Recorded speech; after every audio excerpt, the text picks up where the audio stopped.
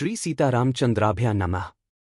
वाल्मीकि रामायण अयोध्याकांड सर्ग 55 श्लोक 16 से 33। सीता की यमुना श्यामवट प्रार्थना और रात्रि विश्राम। सत्यं शिवम सुंदरम श्रीराम। श्रीमद्वाल्मीकीय रामायण। श्री सहित दिनकर बंसभूषण काम बहु छवि सोहई।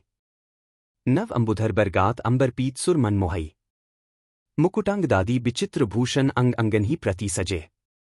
अंभोज नयन बिसाल उर्भुज धन्य नर निरखंतीजे। बेड़े की बीच धारा में सीता हाथ जोड़ती हैं, यमुना देवी मेरे पति वनवास व्रत पूर्ण करें। फिर श्यामवट को नमन कर कहती हैं, महावृक्ष हम सकुशल माता कौसल्या सुमित्रा के दर्शन करें। अयोध्याकांड सर्ग 55 श्लोक 16 से 33 में सीता की भावभीनी प्रार्थना सुनिए। पिछले भाग अयोध्याकांड सर्ग 55 श्लोक 1 से 15 में श्रीराम लक्ष्मण यमुना तट पर पहुंचे। तेज प्रवाह देखकर सूखी लकड़ियों बांसों से बेड़ा बनाया और लक्ष्मण ने सीता के लिए सुगंधित टहनियों से सुखद आसन तैयार किया। आज वाल्मीकि रामायण अयोध्याकांड सर्ग 55 श्लोक 16 से 33 में राम सीता को बेड़े पर बिठाते हैं। बीच धारा में सीता की यमुना देवी से हार्दिक प्रार्थना। दक्षिण तट पर पहुंचकर श्यामवट दर्शन और सीता की भक्तिपूर्ण याचना। राम द्वारा लक्ष्मण को सीता की सेवा का निर्देश। तीनों का नीलवन की ओर चलना और यमुना तट पर रात्रि विश्राम का मार्मिक प्रसंग है। तत्र श्रीमिवाचिन्त्या रामो दाशरथिः प्रियाम् ईषत्सलज्जमाना तामध्यारोप्यत प्लवम 16 पार्श्वे तत्र च वैदेह्या वसने भूषणानि च प्लवे कठिनकाजन च रामश्चक्रे समाहितः 17। दशरथ नंदन श्रीराम ने लक्ष्मी के समान अचिंत्य ऐश्वर्य वाली अपनी प्रिया सीता को, जो कुछ लज्जित सी हो रही थीं, उस बेड़े पर चढ़ा दिया और उनके बगल में वस्त्र एवं आभूषण रख दिए। फिर श्रीराम ने बड़ी सावधानी के साथ खंती, कुदारी और बकरे के चमड़े से मढ़ी हुई पिटारी को भी बेड़े पर ही रखा। 16 से 17। सीता प्रथम संघाटन परिगृह्यतो ततः प्रतिर्तुर्यतो प्रीतो दशरथात्मजो 18। इस प्रकार पहले सीता को चढ़ाकर वे दोनों भाई दशरथ कुमार श्रीराम और लक्ष्मण उस बेड़े को पकड़कर खेने लगे। उन्होंने बड़े प्रयत्न और प्रसन्नता के साथ नदी को पार करना आरंभ किया। 18। कालिंदी मध्यमायाता सीतात्वेनाम वंदत स्वस्ति देवी तरामीत्वा पारिन में पतिव्रतम 19। यमुना की बीच धारा में आने पर सीता ने उन्हें प्रणाम किया और कहा, देवी इस बेड़े द्वारा मैं आपके पार जा रही हूं।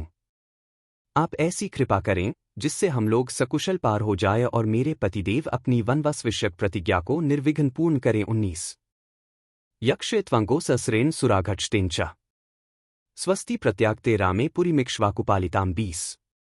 इक्ष्वाकुवंशी वीरों द्वारा पालित अयोध्यापुरी में श्री रघुनाथ जी के सकुशल लौट आने पर मैं आपके किनारे 1 सहस्र गौं का दान करूंगी और सैकड़ों देव दुर्लभ पदार्थ अर्पित करके आपकी पूजा संपन्न करूंगी। 20। कालिंदी मत सीता तु याचमाना कृतांजलिया तीर्मेवाभिसंप्राप्ता दक्षिणम वरवर्णिनी 21। इस प्रकार सुंदरी सीता हाथ जोड़कर यमुना जी से प्रार्थना कर रही थीं। इतने ही में वे दक्षिण तट पर जा पहुंची। ततः प्लवेनांशुमती शीघ्रगामूर्मिमालिनीम तीर्जैर्भुभिर्वृक्षयः सन्तिरुर्यमुना नदीम 22। इस तरह उन तीनों ने उसी बेड़े द्वारा बहुसंख्यक तटवर्ती वृक्षों से सुशोभित और तरंगमालाओं से अलंकृत शीघ्रगामिनी सूर्यकन्या यमुना नदी को पार किया। 22। ते तीर्णाः प्लवमुत्सृज्य प्रस्थाय यमुनावनाथ श्यामन्यग्रोधमा से दुह शीतलम हरितच्छदम 23। पार उतरकर उन्होंने बेड़े को तो वहीं तट पर छोड़ दिया और यमुना तटवर्ती वन से प्रस्थान करके वे हरे हरे पत्तों से सुशोभित शीतल छाया वाले श्यामवट के पास जा पहुंचे। 23। न्यग्रोध समुपागमय वैदेही चाभ्यवंदत नमस्तिस्तु महावृक्ष पारिन में पतिव्रतम 24। वट के समीप पहुंचकर विद्यहंदिनी सीता ने उसे मस्तक झुकाया और इस प्रकार कहा, महावृक्ष आपको नमस्कार है। आप ऐसी कृपा करें जिससे मेरे पतिदेव अपने वनवास विषयक व्रत को पूर्ण करें। 24।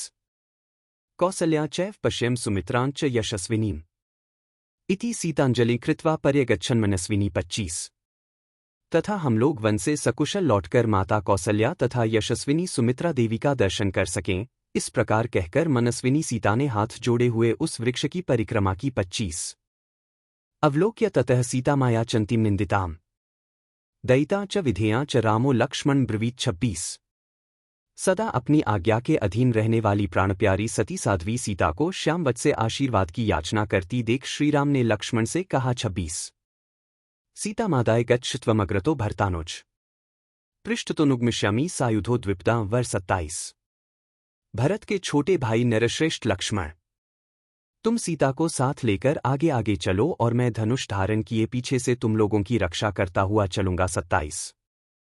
यद यत् फलम प्रार्थयते पुष्पं वा जनकात्मजा तत् तत् प्रयच्छ वैदेह्या यत्रास्या रमते मना। 28।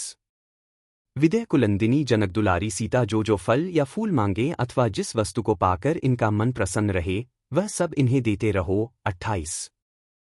एकैकं पादपं गुल्मलता वा पुष्पशालिनीम अदृष्टरूपा पश्यन्ति राम पप्रच्छ साबला। 29।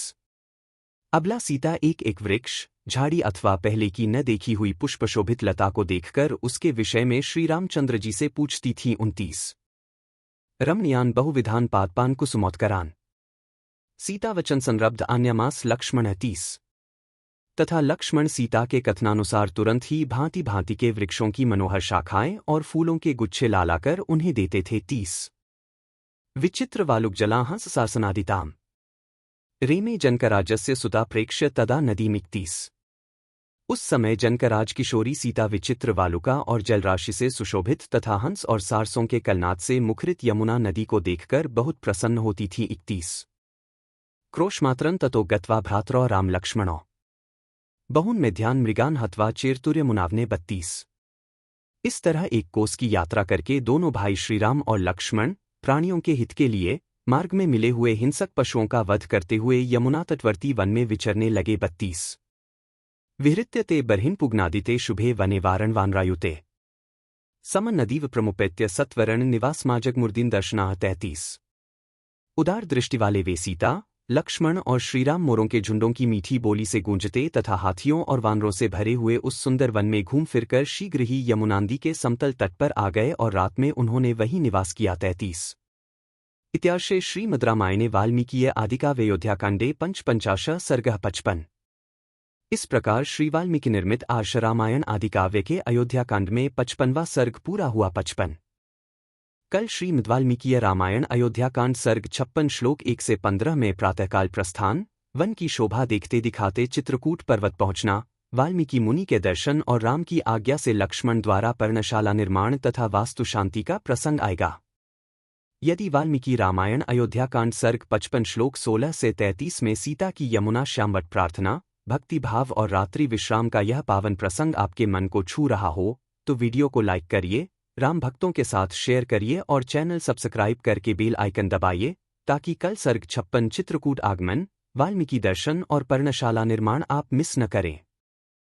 बार बार बर मागो हर्षी देहु श्रीरंग पद सरोज अनपाइनी भक्ति सदा सत्संग। कथा विसर्जन होत है, सुनो वीर हनुमान। जो जन जंग से आए हैं सो तंग कर ही पयान। बोलो सियावर रामचंद्र जी की जय।